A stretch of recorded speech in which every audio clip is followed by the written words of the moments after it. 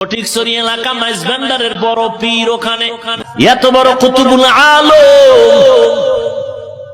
আল্লাহর বান্দা যখন পানির পুকুরের কিনারায় বসে আল্লাহর নামের জিকির শুরু করছেন, লা ইলাহা বলে যখন ডান দিকে মাথাটা ঘুরাইছেন, ইল্লাল্লাহ বলে যখন বাম দিকে ধাক্কা দিলেন, নদীর পানি ডান দিকে উঠে আবার ইল্লাল্লাহর সাথে বাম দিকে চলে গেল।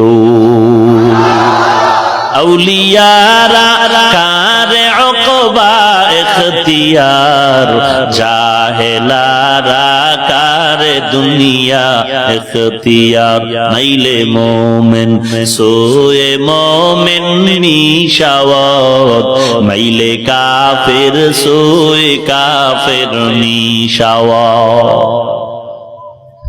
এরে আল্লাহওয়ালার সোহবতের কারণে হাজার না লক্ষ কোটি বান্দা আজ আল্লাহর মারিফতের দরজায় দৌড়াচ্ছে।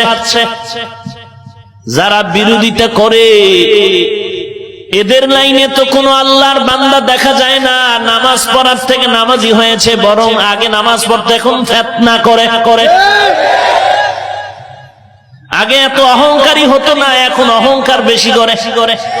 মসজিদে ঢুকলে একটু ভাব নিয়ে ঢুকে, ভাব দাঁড়ানোর সময় ভাব, আলহামদুলিল্লাহ শেষ হইলে জোরে আমিন বলে চিৎকার করে ভাব।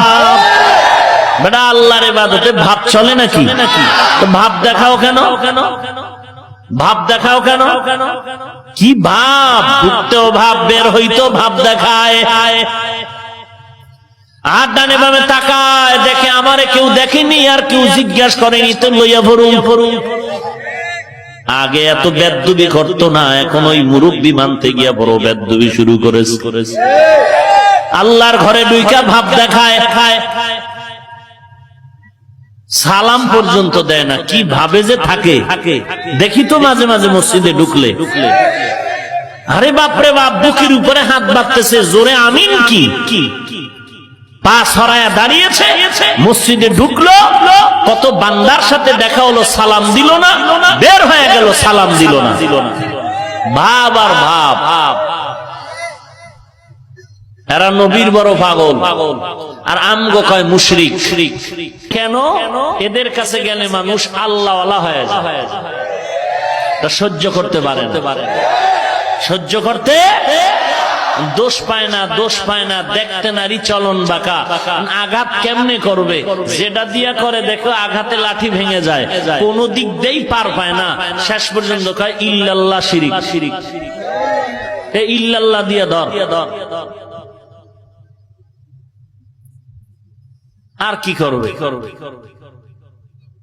হ্যাঁ, কোন দোষ পায় না, হেলিকপ্টার দিয়া ধর।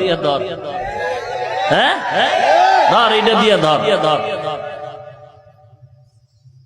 চিন্তা করেন কি ব্যঙ্গ করে যে বলে কথাবার্তা, ঠোঁট বাঁকা করে। এত বড় একজন আলেম, শায়েখ, আল্লামা, ডক্টর লাগায়া তার কথা বলার ভঙ্গিমা, ঠোঁটের আঁকা বাঁকা সবগুলো থাকবে ইতিদালের উপরে, শালীনতার সাথে। যার কথা হাজারো লাখো মানুষ শুনবে, গ্রহণ করবে, তার কথাবার্তা শুনলে শয়তানও বেশকি দেয়। এত ব্যঙ্গ করে, ঠোঁট বাঁকা করে কথা বলে, মনে হয় পাগল পাগলামি করতেছে। একটা ইলমের ওজন থাকা দরকার, শিক্ষার একটা ওজন থাকা দরকার। প্রত্যেকটা ব্যক্তির শিক্ষাগত যোগ্যতার ওজনে কথা বলা উচিত।